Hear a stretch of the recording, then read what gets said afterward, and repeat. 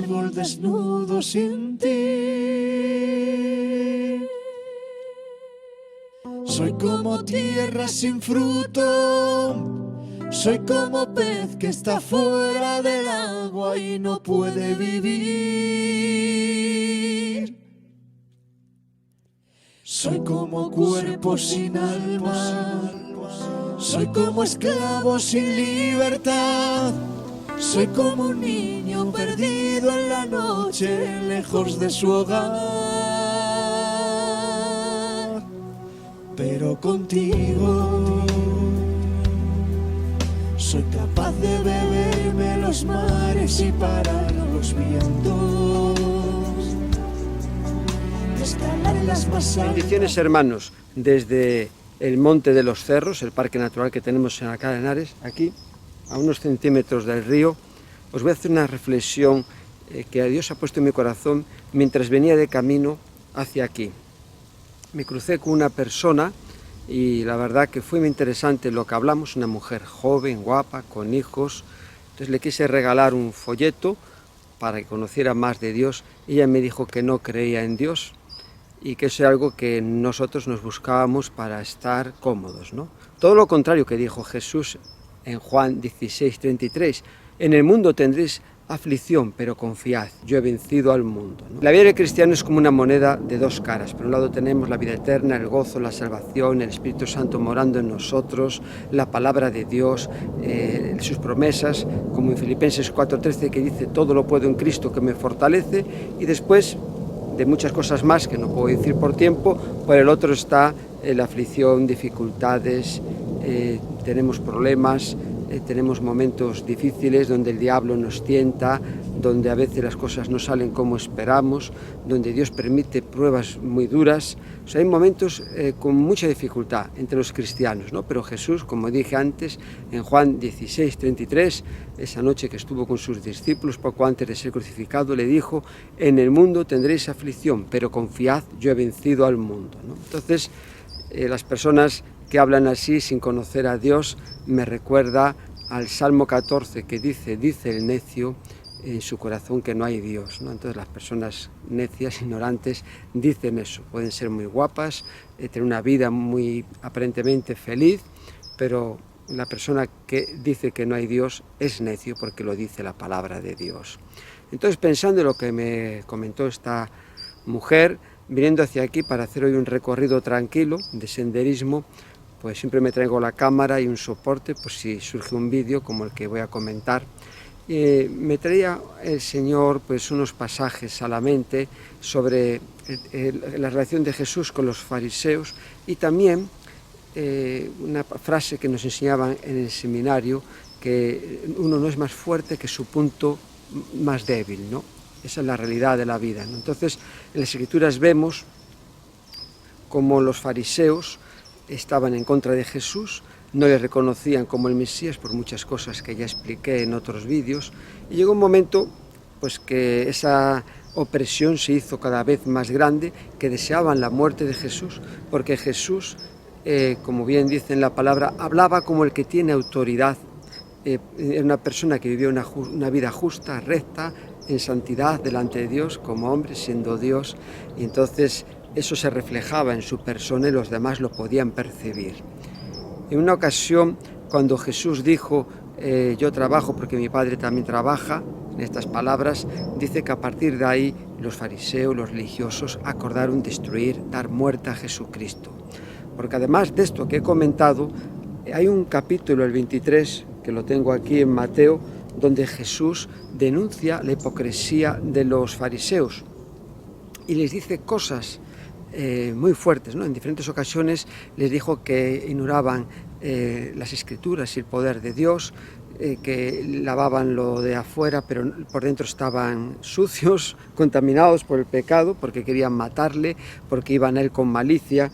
Y aquí en el capítulo 23 les dice en el verso 24, guías ciegos, que coláis el mosquito y tragáis el camello. Ay de vosotros, escribas y fariseos, hipócritas, porque limpiáis lo de afuera del vaso y del plato, pero por dentro estáis llenos de robo y de injusticia.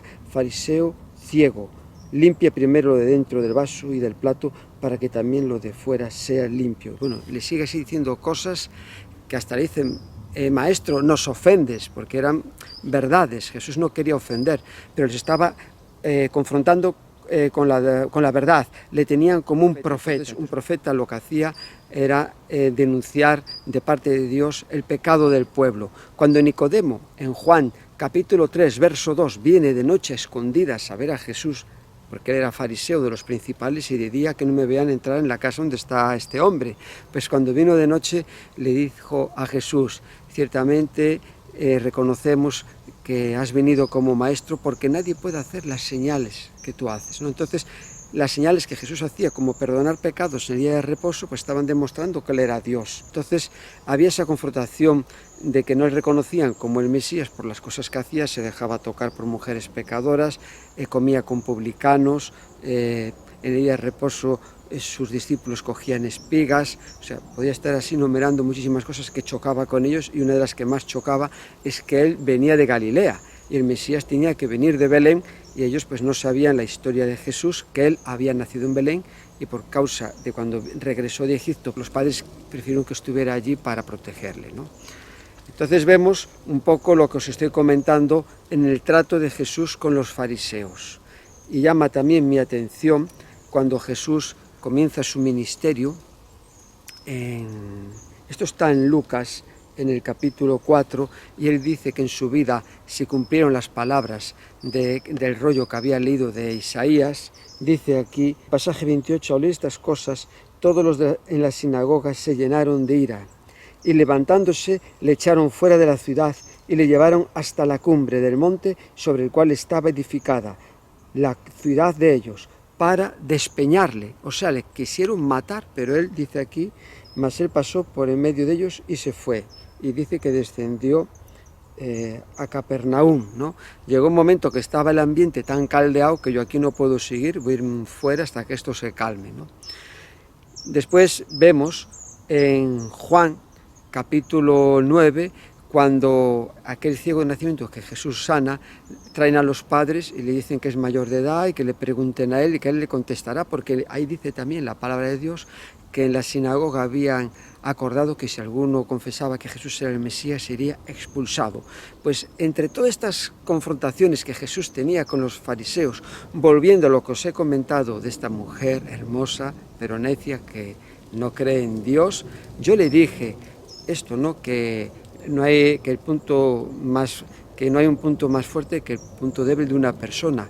Y le hablé sobre el fariseo Jairo, que cuando su hija se estaba muriendo fue en busca de Jesús, se arrodilló, lo voy a buscar porque esto me gusta.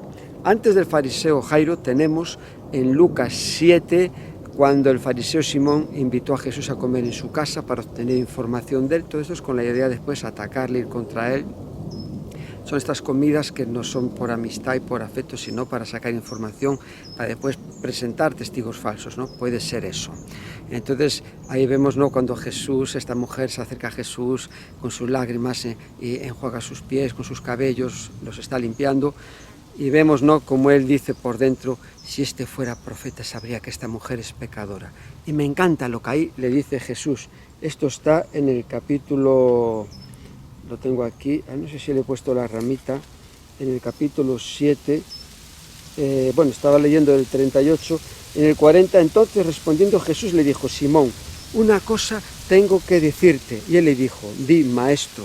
Y ahí le cuenta la historia de un creedor al que se le perdona mucho, ama mucho, al que se le perdona poco, ama poco, y también Simón no había tenido unas atenciones de aquellos tiempos comunes a la hora de recibir a Jesús, el Hijo de Dios, el Maestro, ¿no? Entonces vemos ahí cómo Jesús trata con él, pero Jairo, el principal de la sinagoga, que está en el capítulo 8, dice aquí, entonces vino un varón llamado Jairo, que era principal de la sinagoga, y postrándose a los pies de Jesús, le rogaba que entrase en su casa, porque tenía una hija única, como de 12 años, que se estaba muriendo y mientras iba la multitud le oprimía.